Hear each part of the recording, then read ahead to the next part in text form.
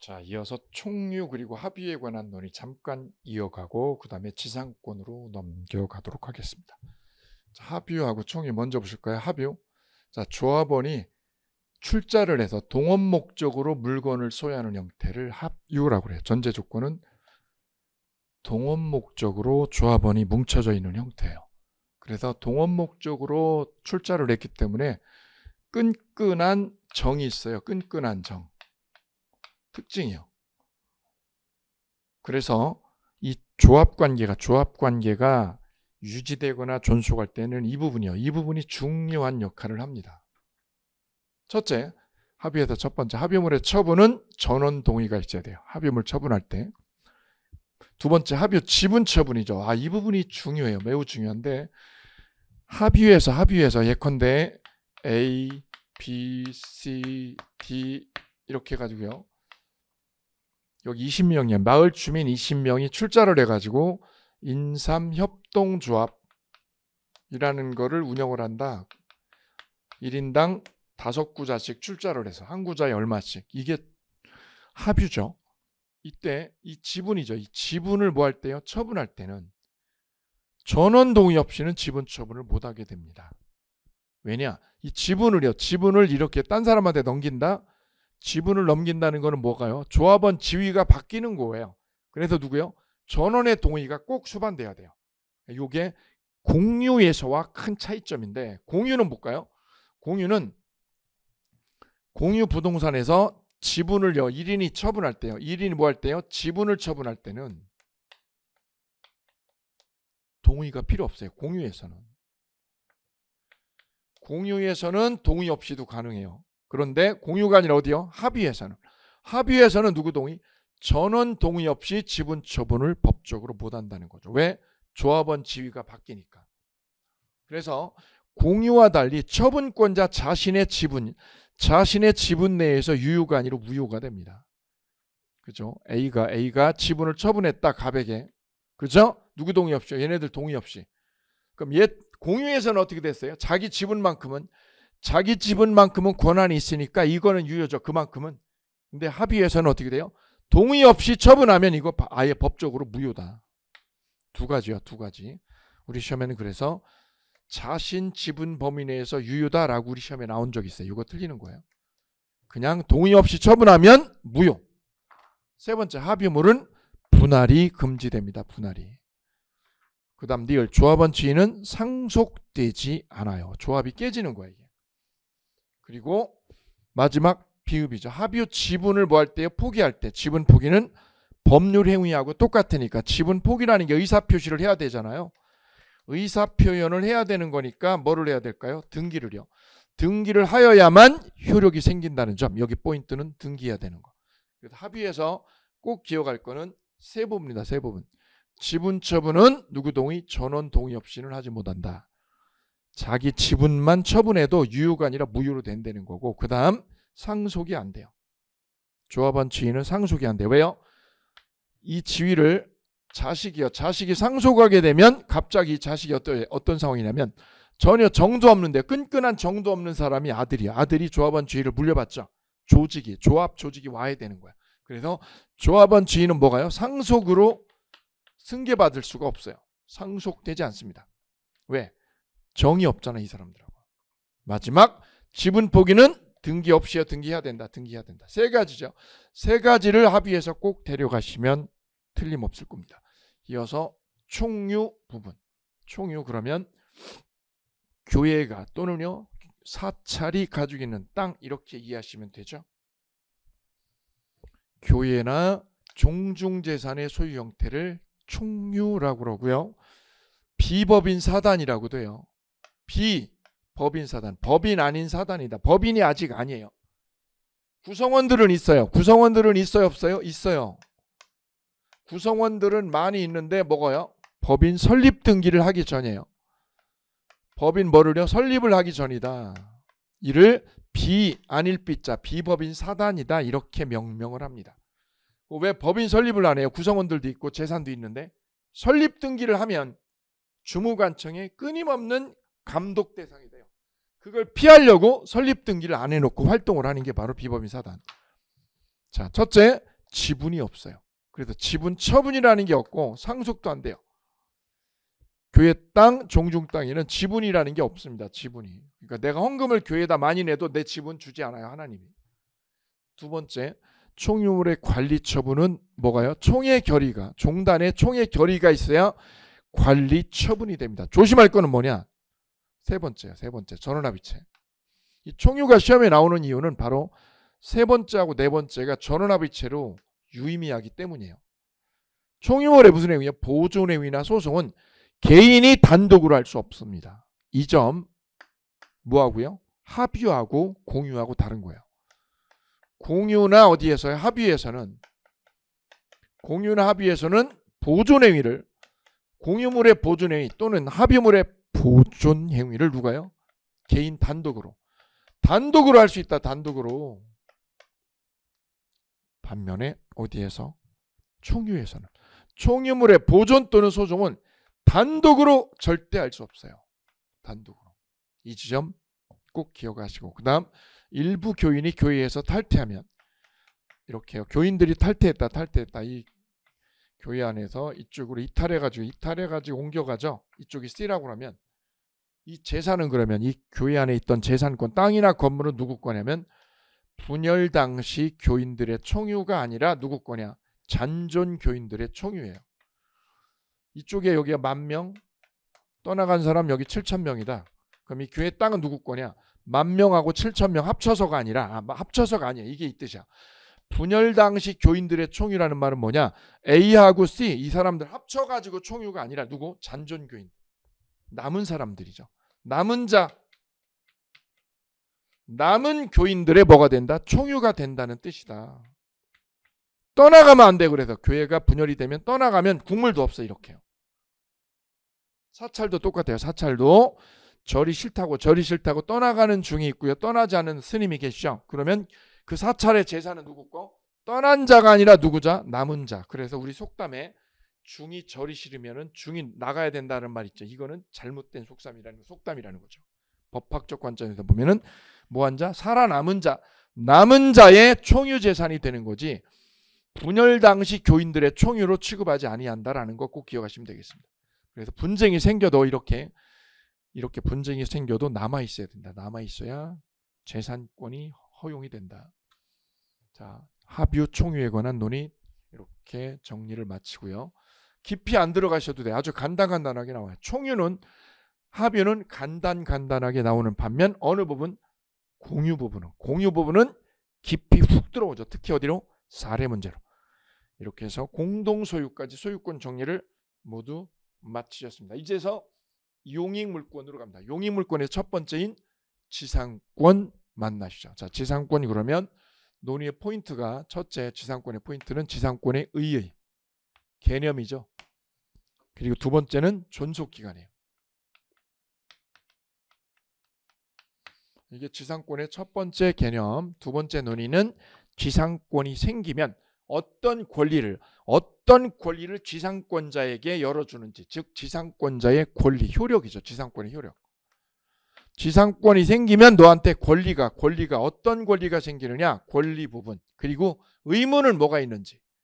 권리와 의무. 이 부분이 두 번째 주제가 되겠습니다. 그리고 지상권의 세 번째는 뭘까요? 특수지상권이에요. 그럼 특수지상권에 뭐가 들어가 있을까요? 바로 분묘기지권, 그리고 관습상 법정지상권.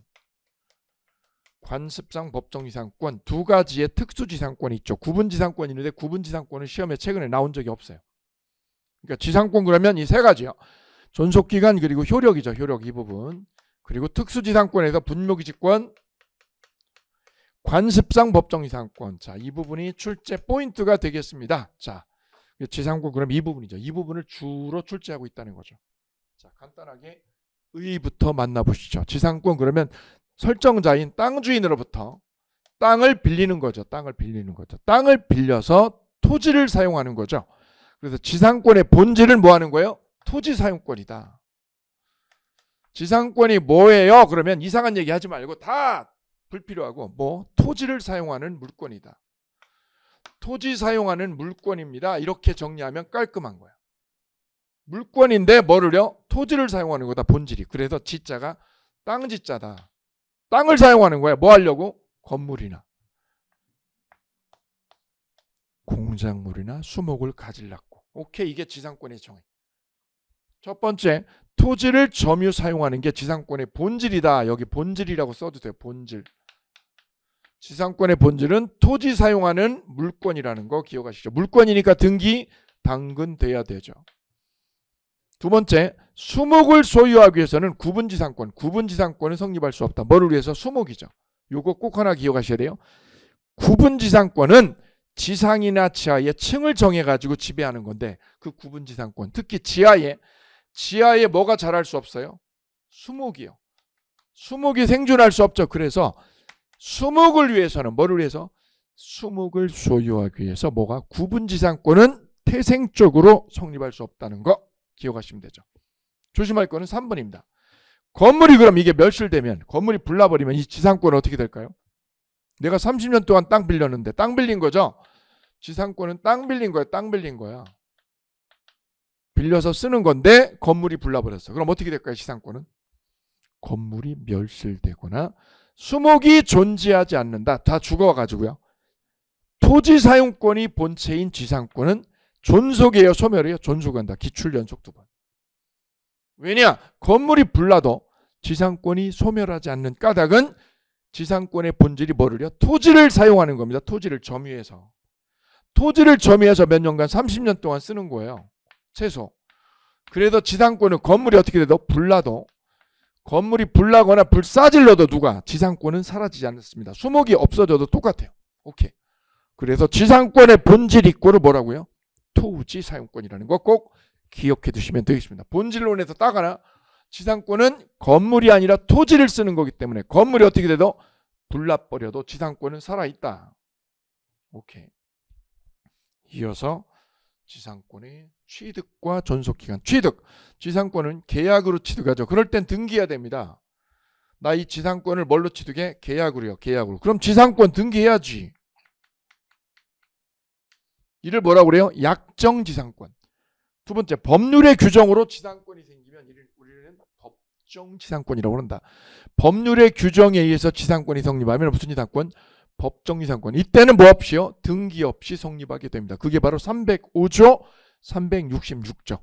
특히 366조 저당권 실행 경매로 토지와 건물이 분리가 되면 그때 건물주가 남의 땅을 사용할 수 있는 권리가 생기는데, 이게 바로 366조의 법정지상권이죠. 이것은 법률의 규정에 의해서 지상권이 탄생하니 등기가 필요 없다.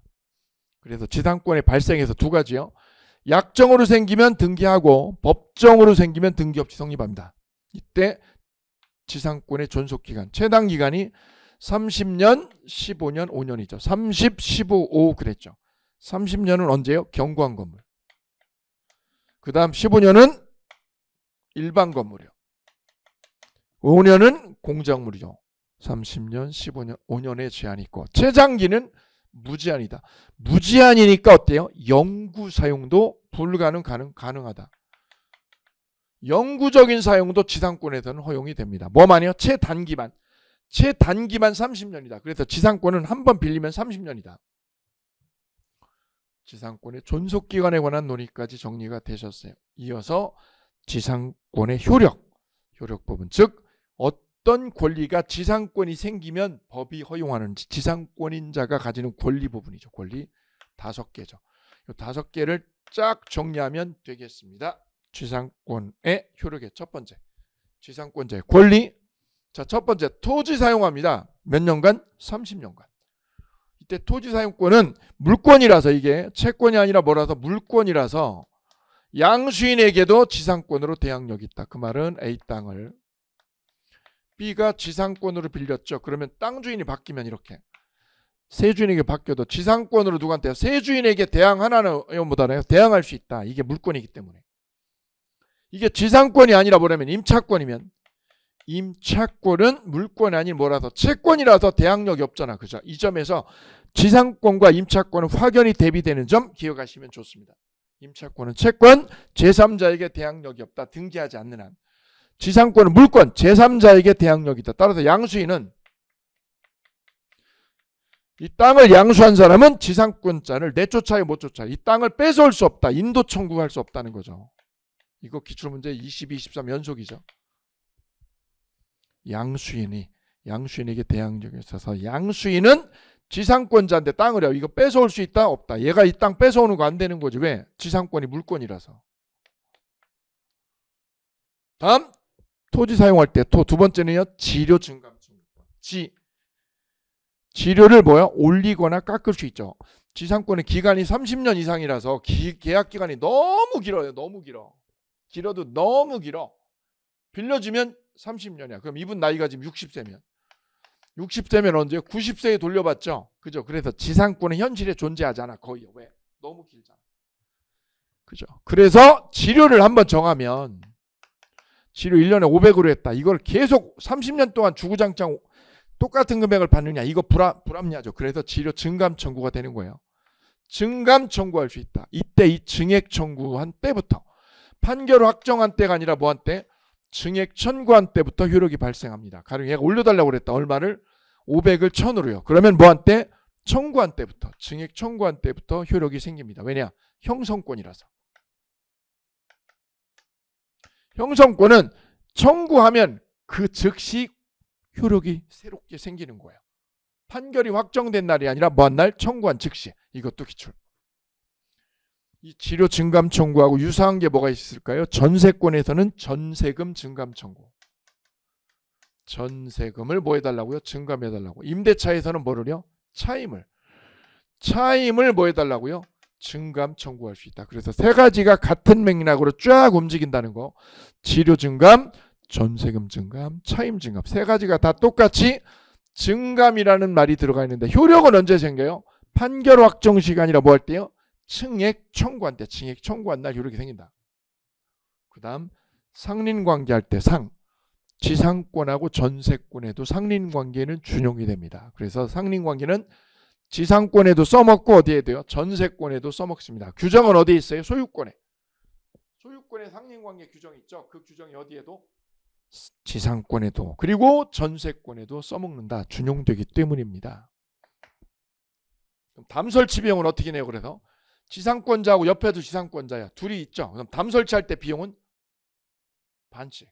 측량 비용은 면적 비례한다라고 소유권의 상린관계 규정이 정해져 있죠. 그거를 지상권에도 써먹는다.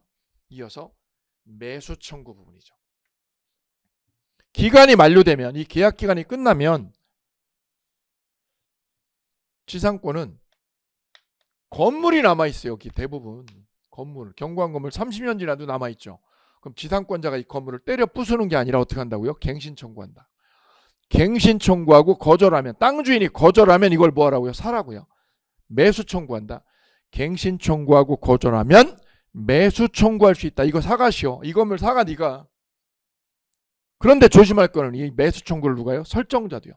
설정자도 할 수 있다. 그래서 이 매수 청구는 지상권자한테 원래 인정하는 건데 누구한테요? 설정자도 매수 청구가 법적으로 허용된다는 거죠. 그래서 매수 청구는 지상권자만 해요. 설정자도요. 설정자도 매수 청구할 권한이 법적으로 보장되어 있다는 거 꼭 기억하세요. 285조 민법 285조가 규정합니다. 이쪽에 있는 갱신 청구, 지상권자의 갱신 청구는 283조가 규정을 하고 285조는 누가요? 설정자도 이 지상물 매수 청구를 할 수 있다는 거 요거 기억해 두시면 되겠습니다. 그리고 마지막 처분권입니다. 이 지상권은 물권이니까요. 물권이니까 당연히 주인이 반대하든 말든 지상권을 딴 사람에게 뭐 할 수 있어요? 양도해서 넘길 수 있어요. 이를 처분권이다. 누구 의사에 반해서? 설정자 의사에 반해서 지상권을 뭐하고? 건물하고. 지상권하고 건물하고 뭐 할 수 있다? 분리처분할 수 있다는 거죠. 지상권 따로 건물 따로 분리처분이 됩니다. 자, 그래서 지상권자의 권리 그러면 토지상 매수처 5개로 암기하면 돼요. 토지사용권, 지료증감, 상린관계, 매수하면 뭐예요? 지상물 매수 청구권. 처는요? 처분권. 그래서 지상권자의 권리 그러면 몇 개를? 5개를. 5개를 콕 집으면 되는 거죠. 5개를 공식으로. 여기 A 플러스. 지상권자의 권리예요. 5개 끝났어요. 토지상 매수처. 오케이. 제가 이 공식을 쓴 이유는 이 토지상 매수처라는 이 공식을 쓴 이유는 뭐하고요? 전세권이죠. 전세권자의 권리요.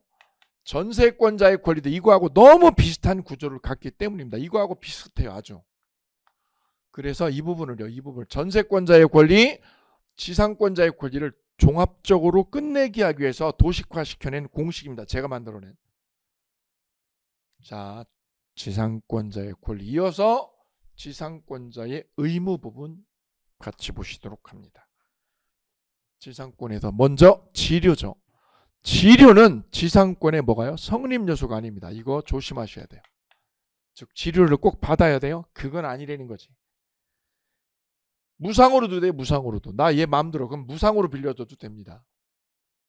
유상도 되고 무상도 돼요. 그래서 지료는 성립 요소가 아닙니다. 받아도 되고 안 받아도 되는 거예요. 근데 임대차에서는 차임이 필수죠.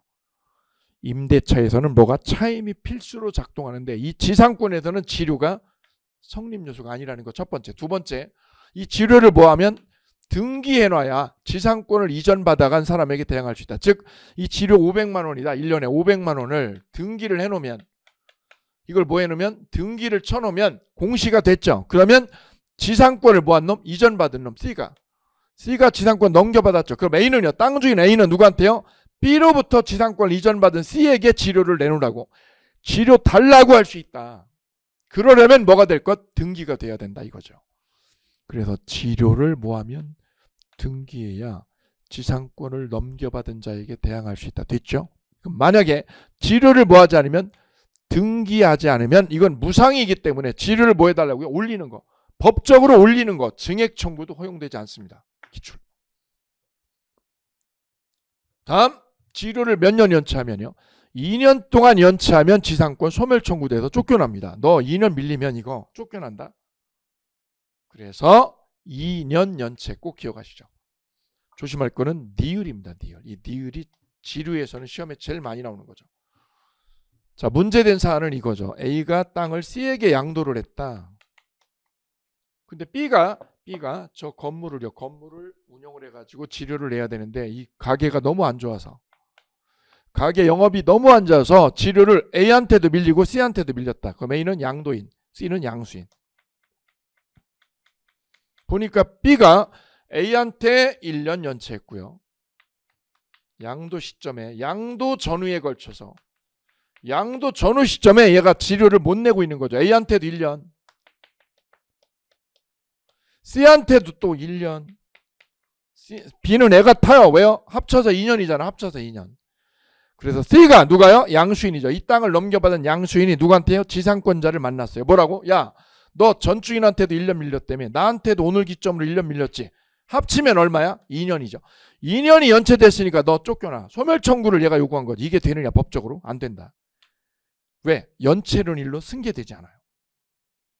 양도 전후에 걸쳐서 연체가 됐죠. 그때 연체된 거, 전주인한테 연체된 1억 1년치는 일로 승계되지 않아요. 그러면 양수인한테는 얼마예요? 1년 연체죠. 그래서 양수인은 소멸 청구 못한다. 즉 합산이요. 전주인한테 연체된 거하고 양수인한테 연체된 금액 두 개를 뭐해서 합산해서 소멸 청구하는 건 안 된다. 합산해서 뭐 하는 거? 소멸 청구 주장하면 안 된다. 법적으로. 이게 결론이다. 그래서 이 부분은 시험에 굉장히 많이 나왔어요. 양도 전후, 토지 양도 전후의 연체 시에 이렇게 법리를 머리를 먼저 때리고 양도 전후의 연체를 했을 때 뭐해서 합산해서 전주인과하고 양수인과 합산해가지고 2년 소멸 청구 들어간다? 들어갈 수 없다. 이거 사례로도 몇 번 나왔어요. 반드시 기억하실 거. 지료 그러면 첫 번째 여기요. 성립요소 아니에요. 그리고 양도 전후에 2년 연체하면 소멸 청구할 수 없다. 오케이. 합산해서는 안 된다. 그래서 지료 부분 성립요소 아니지만 등기해놓으면 제3자에게 대항할 수 있다는 법리까지 끌고 오시고요. 이어서 지상권의 효력 보시고 이어서 특수지상권으로 넘어가도록 하겠습니다. 지상권의 소멸이죠. 소멸. 자, 지상권 소멸. 첫째, 지상권은 기간 만료되면 소멸해요. 언제요? 30년 되면. 30년 되면 지상권은 소멸하는데 문제는 뭐냐? 말소 등기 없이 소멸해. 이게 포인트야. 아니 왜 말소 등기를 안 해도 돼요? 기간이 끝났죠. 끝나는 순간 용익물권은 권한을 잃고 끝나는 거예요. 이때 뭐를 안 해도 돼요? 등기 없이 소멸해요. 그래서 물권 변동에 등기를 요하지 않는 거 할 때 우리 공부를 했었어요. 물권 변동에 뭐를요? 등기를 요하지 않는 거, 등기를 요하지 않는 거. 그죠? 형, 수, 상, 경. 두 번째는요. 신, 혼, 기간 만료. 그 기간 만료가 바로 용익물권의 기간이 만료되면 끝난다는 거죠. 그럼 지상권만 그럴까요? 아니죠. 전세권도 기간이 만료되면 말소 등기 안 해도 죽은 거야.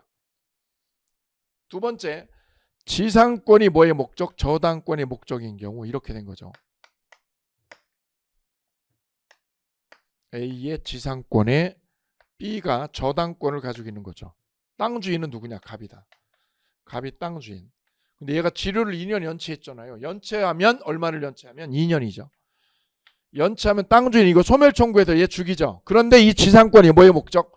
저당권의 목적이면 소멸 청구하는 거예요, 못 하는 거예요? 이거 시험에 나왔어요. 지상권이 뭐의 목적? 저당권의 목적인 이런 상황이면 얘가 2년 연체했을 때 소멸 청구한다 못한다? 할 수 있다. 단 효력은 통지하면 얘한테 효력이 즉시가 아니라 상당 기간 지나면 효력이 생긴다. 상당 기간 경과 후 효력이 생긴다. 여기 논점.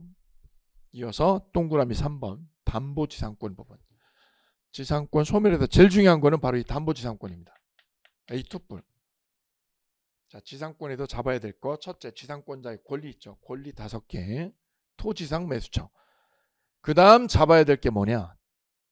담보지상권이라는 신개념이죠. 이 두 가지가 지상권에 요즘 제일 핫한 거야. 제일 핫한 거.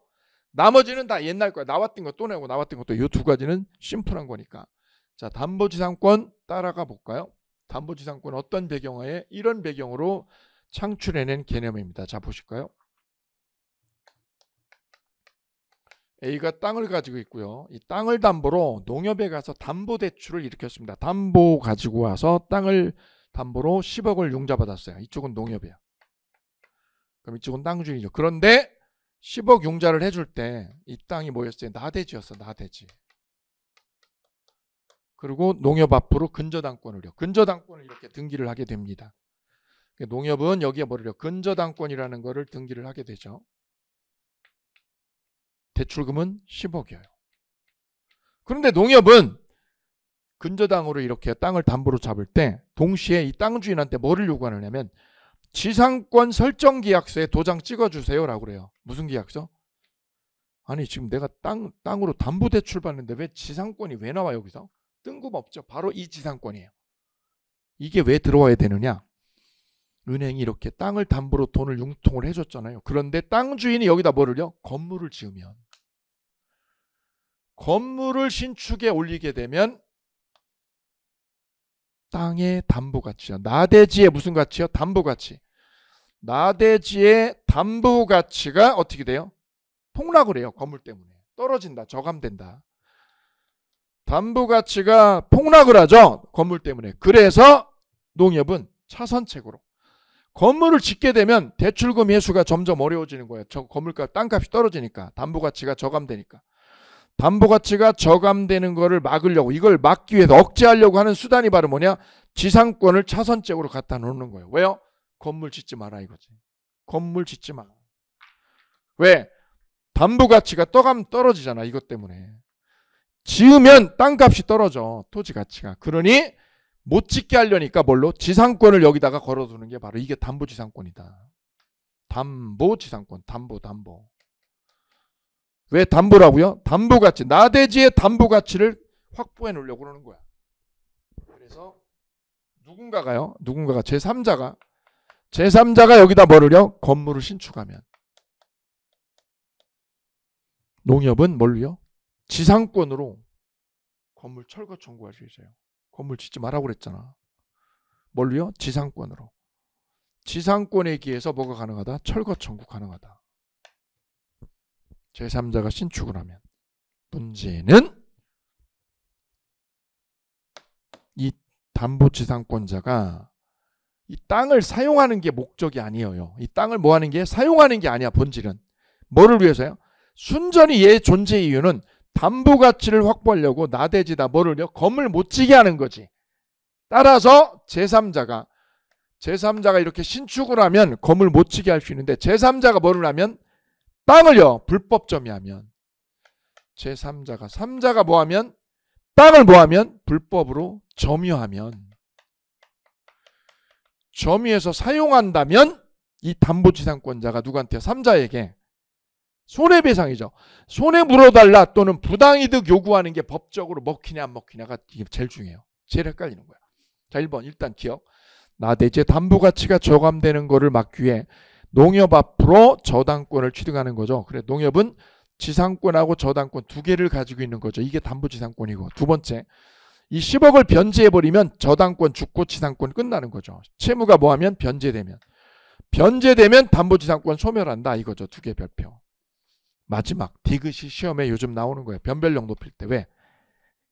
잘못 웬만큼 공부해서는 이 판례를 뚫을 수 없거든요. 바로 그 부분입니다. 그 부분 만나볼까요?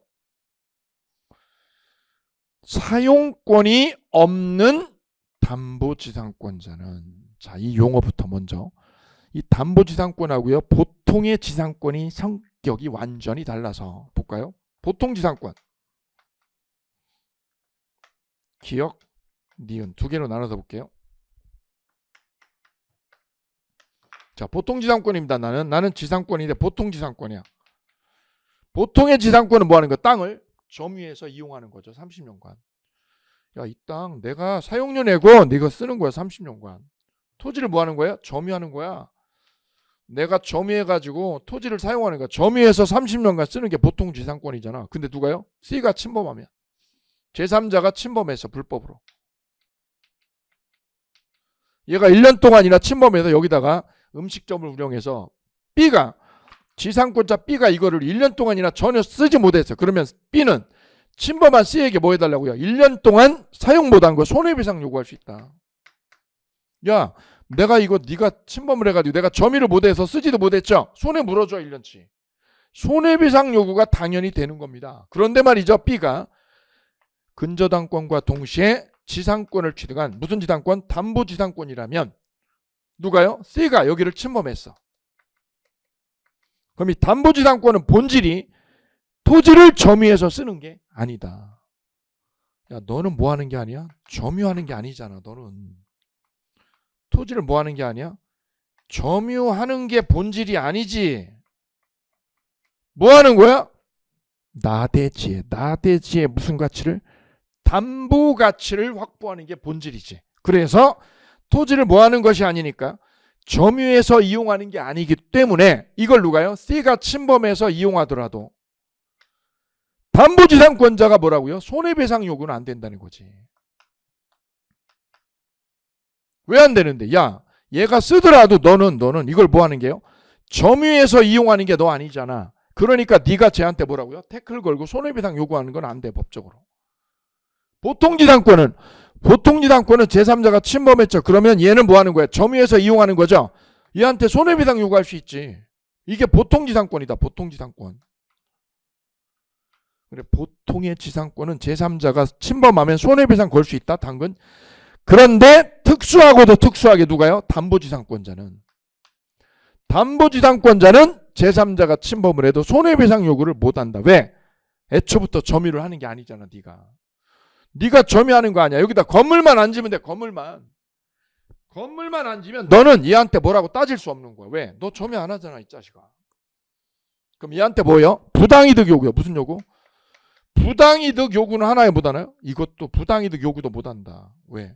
너 점유 안 하는데 뭘. 결론입니다. 그래서 담보지상권자는 토지를 뭐 하는 놈? 불법 점유하는 놈. 이놈한테 가서 뭐라고 소리 지르면 미친 소리 들어요? 부당이득 요구하는 거나 손해배상 요구. 손해배상 요구도 안 되고 부당이득도 요구가 안 된다는 거. 다 여기가 별표다. 왜 그렇다? 담보지상권은 애초부터 뭐가 아니다? 사용권이 없는 지상권이다. 본질. 사용권이 없는 무슨 지상권? 담보지상권이다. 사용권이 없는 거야. 그래서 뭐가? 이 불법점유자에게 손해배상 요구도 안 되고 부당이득 요구도 안 되는 것이야. 이게 특이한 거지. 아주 특이한 거지. 그래서 시험 단골이다. 난이도를 높일 땐 이걸 낸다. 그래서 담보지상권, 지상권 소멸에서 제일 중요한 건 이 부분이다. 기간이 만료되면 말소 등기 없이 소멸한다는 이 첫 번째 주제와 이 담보지상권을 꼭 데려가십니다. 오케이. 그러면 지상권에서 중요한 판례는 다 걸러지게 됩니다. 이제 남아있는 것은 특수지상권 만나시면 되는 거죠.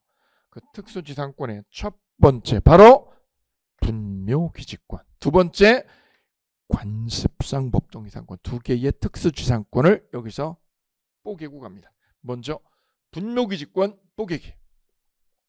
자, 분묘기지권이라고 쓰고 우리는 뭐라고 읽어주면 돼요? 묘자리 이용권이라고. 자, 지상권 소멸 옆에 이거 하나 넣어주실게요. 분묘기지권 요거 하나 넣으면서 가실게요. 분묘기지권 자료집에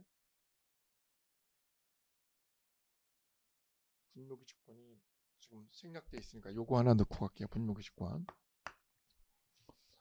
자, 분묘기지권은 먼저 의의 개념이죠. 개념. 그 다음 두 번째 분묘기지권의 성립 유형.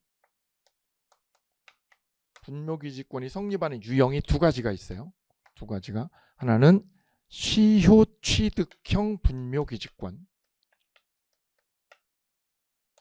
두 번째는 양도형 분묘기지권. 그래서 분묘기지권이 성립하는 패턴, 유형에는 두 가지가 있다는 거죠. 먼저. 그리고 세 번째는 분묘기지권의 내용이죠. 내용 또는 효력. 이건 무슨 뜻이에요? 분묘기지권이 생기면 법적으로 그 분묘기지권자가 어떤 효력을 법이 허용하는지, 즉 분묘기지권의 존속 기간은 얼마인가요? 기간은 두 번째 분묘기지권자는 뭐를 사용하는 건가요? 그죠? 뭐를? 분묘기지권자는 땅을 소유하는 거예요? 땅을 사용하는 거예요? 사용하는 거야. 땅 사용하는 거. 소유하는 게 아니라. 그 다음 분묘기지권의 범위는 어디까지인가요? 범위는. 그 다음 네 번째는요. 지료는 내는 거예요? 안 내는 거예요? 네 가지죠. 네 가지의 내용에 대해서 뚫고 나가시면 분묘기지권 끝. 자, 근데 분묘기지권이 핫한 이유는 바로 이 부분 때문입니다. 분묘기지권이 지상권에서 제일 핫하게 논의가 되는 거는 바로 지료에 관한 우리 법원의 판결이 최근에 뒤집어졌기 때문입니다. 자, 분묘기지권은 원래 묘자리 사용권이라고 제가 쉽게 정리하시면 된다고 그랬어요. 묘자리 사용하는 거야. 분묘기지권 이과로 뭐 하는 거예요? 묘자리 사용하는 거야. 가령요. 이렇게 A 묘가 있고요. 그리고 여기 A가 임야를 가지고 있었어요. 자기 임야에 자기 조상님 묘 있죠. 이거 문제되지 않아요. 그런데 어떻게 하면? 처분하면요. 임야를 처분했다. C에게 양도했다. 매매로요. 매매나 경매로 양도하면 소유자가 바뀌죠. 누구로? C로. 그럼 C의 임야가 되는 거고 묘는 그럼 누구에 있어요? A 땅에 이 C의 묘 땅에 그대로 A 묘가 있죠. 이때 묘를 뭐 하기로요? 이장하자고 특약을 안 하면 이 A가 이 묘자리로 이 땅을 그대로 쓸 수 있다. 누구 땅을? C의 땅을. 이렇게 된 거는 뭐 때문에? 양도에 의해서다. 양도에 의해서 A 앞으로 묘자리 사용권이 생겼다. 이를 양도형 분묘기지권. 또 하나는 A 임야에 누가요? C가 조상님 묘를 무단으로 여기다 설치했다. 나 묘 설치할 거야. 어떻게 해요? 무단으로. 이게 만약에 설치한 연도가 1970년이다. 70년에 설치해서 20년이 지났죠. 몇 년이요? 20년이 지나면 90년이 되죠. 그러면 C가 이 땅을 어떻게 임야를? 분묘기지권을. 이만큼에 대해서 분묘기지권을 차지한다. 이를 시효취득형 분묘기지권. 시효취득형 분묘기지권이라고 합니다. 그래서 분묘기지권은 두 가지 양상이 있는 거죠. 두 가지 양상. 양도에 의해서 임야를 양도했는데 묘가 남아있어. 그럼 묘자리 사용권이 생긴다. 이번에는 임야에 무단으로 묘를 설치하고 몇 년을 20년 동안 점유하면 분묘기지권이 생긴다. 이를 시효취득형. 공통점은 둘 다 모두 법이 아니라 이거는 관습으로 생긴 거예요. 관습에 의한 거. 법전에는 없어요. 분묘기지권은 법전에, 우리 민법전에 존재하지 않는 권리인데 관습에 의해서 태동된 것이죠. 그리고 이거는 등기를 요하지 않아요. 등기 없이 인정이 됩니다. 왜? 관습법. 관습법으로 인정된 거라서 등기 없이 인정되는 물권입니다. 등기 없이 인정되는 물권이다. 물권. 자, 이게 서론에서 자리가 잡혀야 되고, 유형은 두 가지가 있었어요. 시효취득형이나 양도형이나. 자리 잡았죠? 특히 시효취득형은, 이 시효취득형은 남의 땅에다가, 남의 임야에다가 묘 설치하고 20년 지나면 되죠. 이게 시효취득형인데, 이 시효취득형 분묘기지권이 언제부터? 2001년도부터는 안 된다. 그러니까 이 시효취득형 분묘기지권 언제 기점? 2001년 이때 이후로는 시효취득형이 불가능해요. 시효취득형이 불가능하다. 시효취득으로 남의 땅 분묘기지권 못 가져요. 언제? 2001년 이후에. 이전에는 돼요. 그 이전에는. 이전에는 시효취득이 되고 그 이후에는 시효취득이 안 된다는 거죠. 요거 꼭 기억하시면 좋아요. 장사 등에 관한 법률이 이때 시행이 됐으니까. 자, 문제는 그 분묘기지권의 내용이죠. 첫째, 기간은 그러면요. 이렇게 묘자리로요. 남의 임야를 계속 쓸 수 있거든요. 이만큼을 쓸 수 있죠. 기간은 언제까지인가요? 계속입니다. 계속. 제사만 지내면. 그 1년에 한두 번씩 제사 지내죠. 그럼 관리되고 있죠. 그러면 계속됩니다. 여기에 비석 있죠. 비석. 비석을 공작물이라고 그러죠. 공작물의 존속기간인 5년이다. 이러면 탈락이야. 분묘기지권의 존속기간은 공작물의 존속기간 5년에 해당된다. 아니고 어떻게 된다? 계속된다. 계속이다. 5년이다. 5년 아니다. 5년 아니고 계속이야. 제사만 지내면. 두 번째요. 분묘기지권은 이 땅을 C의 임야가 됐죠. A 거였는데 임야를 얘한테 팔아가지고 주인이 C로 됐죠. C의 임야를 묘자리로 소유하는 거예요? 사용하는 거예요? 사용하는 거야. 사용하는 겁니다. 분묘기지를 사용하는 거지 뭐가 아니에요? 땅 소유가 아니다. A가 이 땅을 소유해서 갖는 게 아니에요. 갖는 게 아니라 뭐예요? 묘자리로 쓰는 거예요. 이용해서 쓰는 것뿐. C가 여기 묘 설치했죠. 1970년대에. 그죠? 그러면 여기를 소유해요? 사용해요? 사용하는 거지. 사용. 그래서 분묘기지권의 본질은 땅의 소유로 연결되는 게 아니라 땅을 뭐 하는 거다? 사용하는 거에 그친다. 지상권처럼. 땅을 쓰는 거야. 누구 땅을? 남의 땅을. 남의 땅을 얘가 쓰는 거야. 그냥. 남의 땅을 쓰는 거예요. 언제까지요? 계속이요. 제사만 지내면 계속. 범위는 어디까지요? 묘 있는 데만이에요. 주변 공지까지요. 주변 공지까지. 우리 봉분 있죠?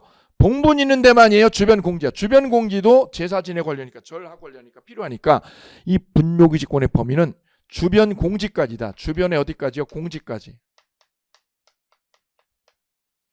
주변의 공지까지도 포함하는 거지. 봉분이죠. 봉분 있는 데만 쓴다. 탈락. 지료는 그러면요. 그럼 얘가 1970년도부터 남의 땅에 묘 설치해서 사용하고 있죠. 그럼 1970년도부터 사용료를 낸다는 거야? 안 낸다는 거야? 바로 이 부분이죠. 예전에는 무상이었어요. 분묘기지권을 이렇게 시효취득할 때는 무상이었어요. 무상. 무상이니까 뭐라고요? 사용료를 안 내는 거야. 그냥 남의 땅 쓰고 사용료 안 내는 거지. 그래서 이 분묘기지권이 마치 뭐처럼 알박기처럼 활용이 됐었어요. 알박기로. 야, 남의 땅에다 묘 설치해놓고 20년만 지나면 알박기가 되는 거야. 무상으로. 그것도 무상으로. 그러면 잘 보세요. 이 땅을 사갔죠. 이 땅 주인이 누구야? A죠. A가 여기를 뭐 하려면? 개발하려면. A가 이 땅을 개발하려면 이 묘를 어떻게 해야 돼요? 묘를 이장을 시켜야 되는데 분묘기지권자가 묘자리로 여기를 쓰고 있거든요. 그래서 어떤 일이요? A가 땅을 팔았다 D에게. D는 팔았다 E에게. 토지에 누구요? 세주인이 나오죠. 세주인. 대장동도 이런 맥락이에요. 원래 원주인이 있고요. 토지가 개발되려고 계속 주인이 바뀌었어요. 이 세주인이 누구래요? 여기 묘가 분묘가 있었거든요. 그 대장동 안쪽에 산 쪽에 약 80기 넘게. 묘주인한테 뭐 해달라고요? 그 묘를 뭐 해달라고? 이장해달라고 할 수 있는가요? 이장 요구를? 야, 묘 이장해 주죠. 나 여기 개발하려니까 이장해달라고요. 이장해달라는 요구가 되는 거야, 안 되는 거야? 분묘기지권이 생겼죠. 20년 전에서. 그러면 이장 요구가 안 돼요. 땅을 사용하는 것이고 나아가서 뭐가 안 돼요? 세주인은 이장 요구를 할 수 없다. 이장 요구를. 이장 요구를 못 합니다. 왜요? 물권이야 이게. 땅을 사용할 수 있는 물권이야 여기를. 주인이 어떻게 해도 계속 바뀌어도 이거는 계속 있는 거예요. 그래서 알바끼처럼 되는 거야. 왜? 개발하려면 이 주인들이 여기를 개발하려면 어떻게 해야 돼? 이장을 해야 되죠. 이장하려니까 이분이 뭐라고 그럴까요? 거액의 돈을 요구하게 되죠. 그래서 한 개에 몇 천만 원씩도 거래가 되는 거야. 나 이장할 테니까 다 대신에 조건이 있어. 한 개에 얼마씩 줘. 그럼 내가 이장해 줄게. 스스로 이장을 하지 않는 한 이 세주인은 뭐 할 수 없다? 이장 요구를 못 한다. 굉장히 중요한 맥락이죠. 그래서 분묘기지권이 토지 투자에서 알바키의 변형으로도 활용이 됐었어요. 그리고 지료도 무상이었잖아. 무상이야 무상. 더더군다나 공짜야 이거. 사용료를 내지 않아. 도대체 언제부터야? 1970년도부터. 이때부터 언제까지요? 2022년까지. 오. 이때부터 1970년도부터 2022년도까지 사용료 내요 안 내요? 무상이었다는 거지 계속.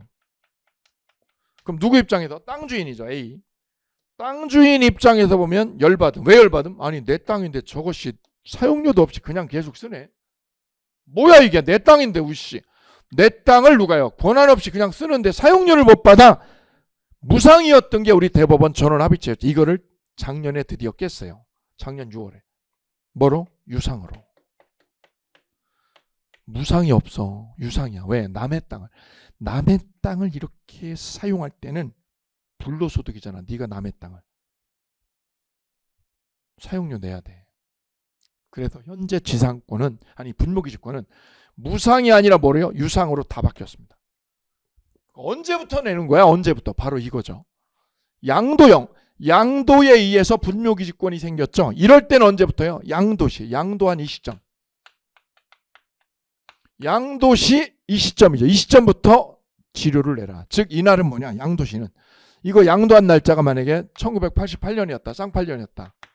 이때다. 그럼 이때 분묘기지권이 뭐하게 된 거죠? 성립한 날이죠. 양도 시점 이꼬로 뭐야? 분묘기지권이 성립한 날. 분묘기지권이 뭐한 날? 성립일이죠. 이날부터 네가 지료를 얘한테 내야 돼. 왜? 남의 땅을 쓰는 거니까. 그런데 시효취득경은 얘기가 달라. 시효취득경은 볼까요? 시효취득경은 누구 땅에? A 땅에 C가 조상님 묘를 여기다 설치했죠. 언제요? 1970년에. 그럼 시효취득이 언제 돼요? 20년이 지나면 1990년이 되면 시효취득이 되죠.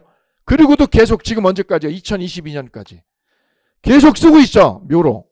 그러면 지료는 언제부터 내는 거예요? A가 얘한테 언제부터 지료를 받는 걸까요? 분묘기지권을 시효취득한 거. C가 분묘기지권을 뭐 한 거? 시효취득한 건 20년 됐을 때 이때죠. 이때 뭘 한 거죠? 시효취득이 된 거죠.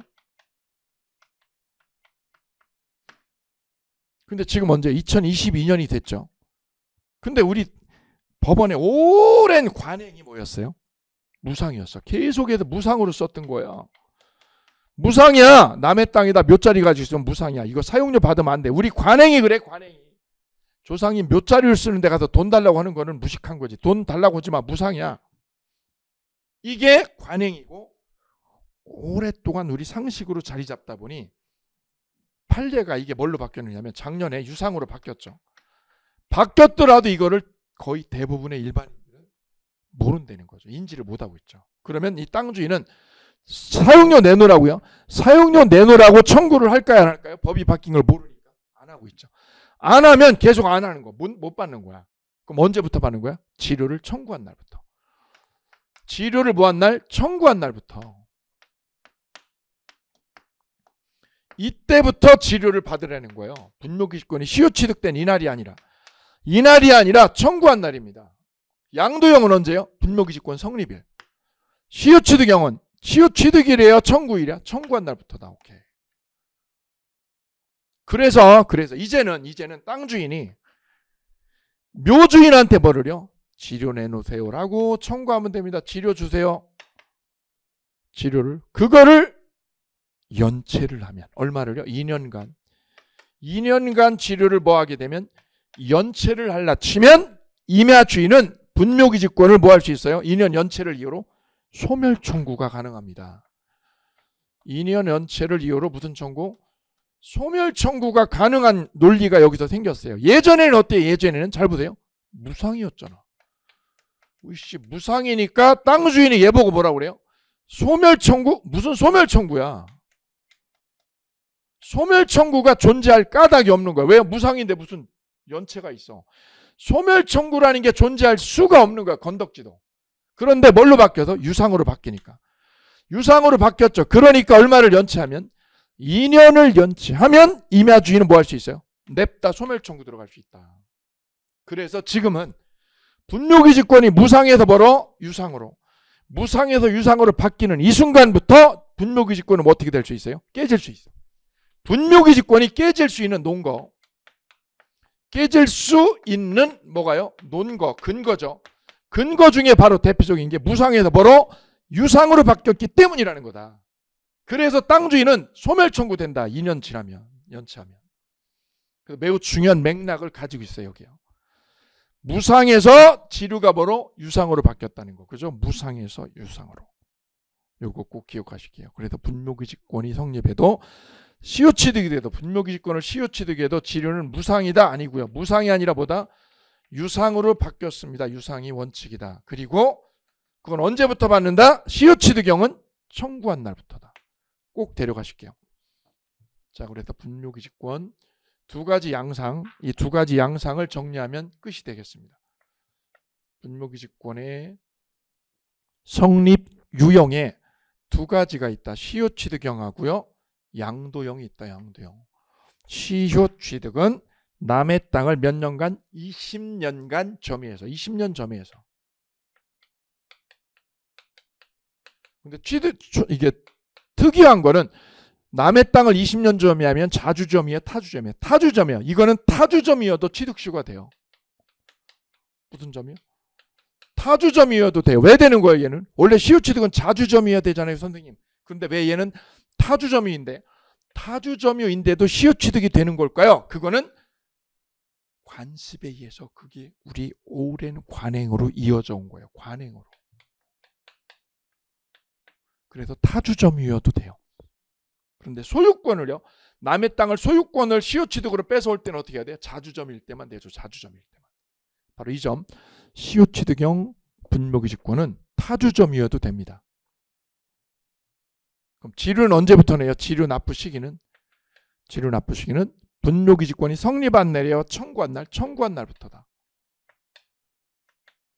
분묘기지권 지류를 청구한 날부터고, 양도형 분묘기지권은 임야하고 묘 중에서 임야만 뭐 했을 때요? 매매나 경매로 처분했을 때. 매매나 경매로 처분하고 분묘를 이장 안 시키기로 특이하게 했을 때 생기는 거다. 이때 지류는 언제부터 받아요? 청구한 날이에요, 분묘기지권 성립일이에요. 분묘기지권 성립일부터. 성립일부터 지류를 받으면 됩니다. 그래도 양자에 아주 중요한 차이점이 딱 부각이 됐죠. 이게 바로 2021년 우리 법원 전원합의체 판결이 되겠습니다. 오케이. 그래서 지상권 그러면 이제 제일 중요한 데가 바로 이쪽이 되겠습니다. 분묘기지권, 시효취득형하고 양도형 분묘기지권, 이 내용을 점검하면 되는 거죠. 여기서 추가할 거예요. 분묘기지권이 생겨도 조심할 거는 합장이나 이런 것까지는 허용하지 않죠. 합장하는 거 허용하지 않아요. 즉 아버님 먼저 돌아가셨죠. 거기다가 뭐 하는 거? 어머님 거를 합장하는 거, 이것까지는 허용하지 않습니다. 자, 이렇게 해서 분묘기지권 의의 유형 내용 세 가지 보셨는데, 이 내용 특히 보시고, 성립 유형이 올해 전원합의체 판례니까 이 부분이 올해 시험 지문이라고 미리 예비하시고 미리 준비하시고 들어가셔서 확인하고 나오시기 바랍니다. 문제를 우리는 풀러가지 아니합니다. 뭐 하러 갑니다? 확인 점검하러 갑니다. 우리는 확인하러 시험장에 가죠. 우리의 존재 이유는 풀러가지 않고 확인합니다. 시우치드경은 성립일이 아니라 청구한 날. 양도영은 뭐야? 성립일이다. 오케이. 여기에 지문에 정답이 있다라고 보시면 되겠습니다. 여기까지 마치죠.